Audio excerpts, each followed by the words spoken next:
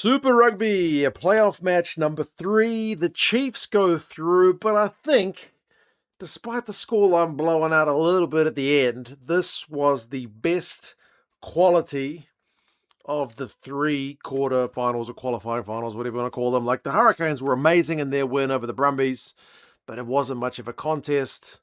The Blues defense was pretty shocking against the Crusaders. Both these teams, I thought, put in a pretty good shift, but the Chiefs were able to get down the Reds' end more and score some more tries, but the Reds were by no means bad in this game, despite the fact they shipped 46 points. They were in this game for large periods, and we've got to worry about Wallace Sititi. Goodness me, he took a horrendous-looking injury in this game. Double knocks to the head. All we can say is, I hope to goodness that he is fine and makes a good recovery and takes a good break as long as he needs, because, yeah, that was not good. He got hit in a tackle and then got hit friendly fire head on head with one of his teammates and looked to be very seriously injured. One of, if not the worst kind of head knock that I've ever seen. It was very bad, so our thoughts go out to him. Hopefully he's getting the best of treatment. Hamilton's got a good hospital, so take care of that fella, because, yeah, that looked pretty bad. We will go through some of the key events and stats. You guys let us know your thoughts. It was raining down in Hamilton. The crowd were kind of sticking away from the front seats. They were all up the back, staying out of the rain. I think the crowd would have been a bit bigger if not for the rain. Maybe if they had a nice new indoor stadium like Christchurch has got. But, yeah, it's been pretty miserable in this part of the North Island. Auckland's been bad enough. I think it's been worse down in the Waikato. So, yeah, miserable on camera. It looked, I'm sure it was actually worse at the ground. But both teams were looking to play. They weren't putting a heck of a lot of boot to ball. The Reds actually started this game kicking it out on the full, which was pretty ominous, because you're thinking, after what happened to the Brumbies, this could be another absolute steamrolling, and that didn't help. The Chiefs ended up taking a penalty to start this off, actually. They got a 3-pointer through D-Mac's boot, which kind of, I guess, showed the respect of the fact that it is a knockout match. But the Reds were the ones who scored the first try, which absolutely got me on the edge of my seat, because, I mean, the Blues are benefiting if the Chiefs win here, because the Blues go through. But I don't know if I want my Blues to go down to Wellington and potentially face a flogging from the Hurricanes next week. Be nice to have an Aussie team in the comp, so I was kind of a bit torn as to which way to cheer. Part of me wanted the Reds to get it done, and they got their first try through Salakaia-Loto. Some of the kind of key Reds guys combined. It was Fraser McCright. He had a bit of a bobble, but he was able to kind of maintain position. Harry Wilson got us into the ball. They went 15 phases before Salakaia-Loto was able to finish it off. 7 points to 3. The Reds went in front, which I think is just what the game needed. But the Chiefs hit not too long later. It's like Taumoefalau basically on a kick, which just kind of bobbles around. Ratima's the guy to pounce on it. He gets a line break, and he's able to get it to Karen Taumoefalau. He doesn't get it to Taumoefalau, but Taumoefalau gets it a couple of phases later. I think it's Josh Lord who had his hands on it, and Taumoefalau finishes it. So great reply from the Chiefs. Kind of a weird, you couldn't do that again kind of try, but a try is a try, a misconversion, but that's the only one D-Mac misses, and we are 8 points to 7 with the Chiefs back in front.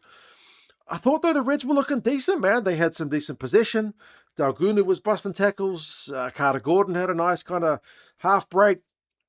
Joe Bryle, unfortunately, knocked it on, so it was kind of a mischance from a Reds perspective. And then we had the Sititi injury.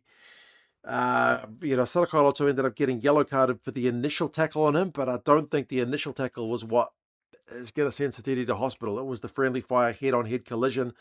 And like I said at the start, all we can do is hope that he's all good and his recovery is quick, and it's not as bad as it looked, but it did look very, very bad. From the resulting lineout, with the man advantage, the Chiefs do what they do. He's good value for it every game.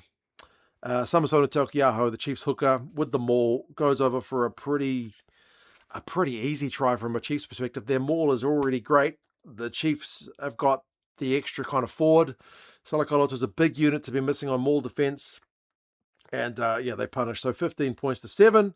Although, despite the fact that the Reds had the yellow card, they managed to score through former Chief Aiden Ross.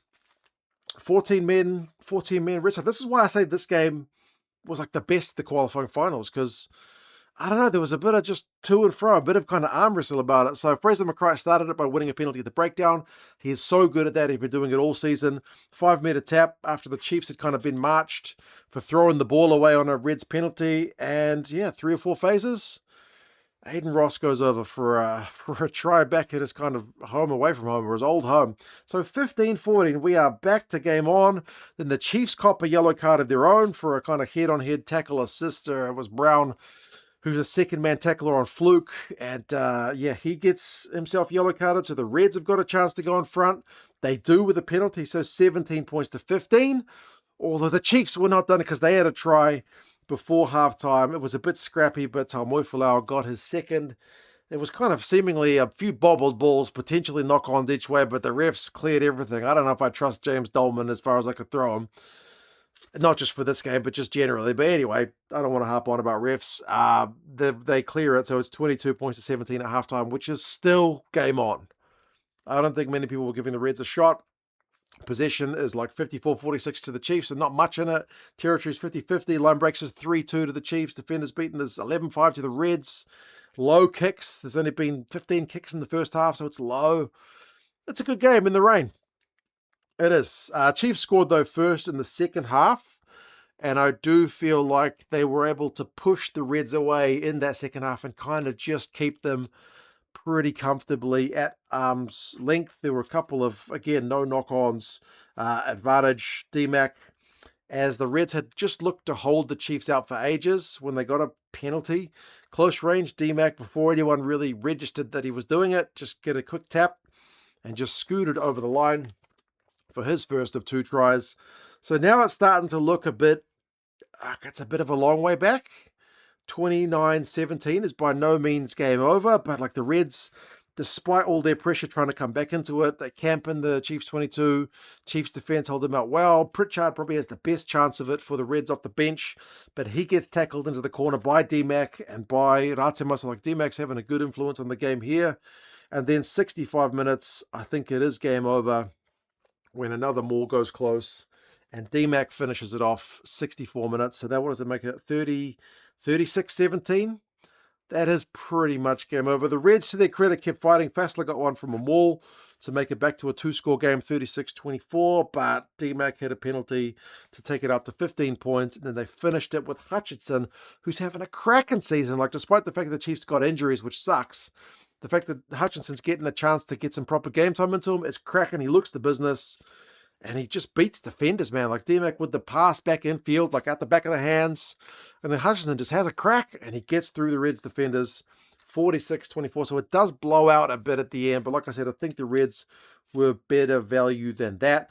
Both sides tackled at 92%, which is cracking. Like Super Rugby gets grief about bad tackles. Like there's no tackle missed on the Tokiaho try.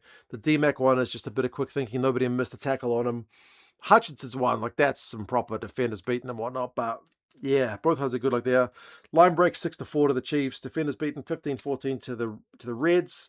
Both lineouts operated well, 100% from the Reds, 94 for the Chiefs. So it's just kind of quality, which is what you want to see. Possession territory is pretty even. The Reds had a bit slightly less, but the key one I think is 22 entries was 10-5 to the Chiefs. So they got that bit of extra deep territory down the Reds' end and then converted enough times. Wilson made 21 tackles for the Reds, McCright 19.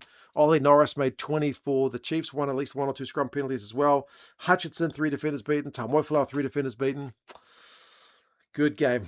Good game. It means the Chiefs get to host the Crusaders next week. That'll be fascinating. They'll be looking for a bit of revenge.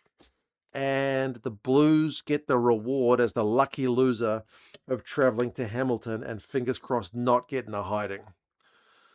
We'll see. I don't know how I feel about this. The Blues are still alive, so I can't complain.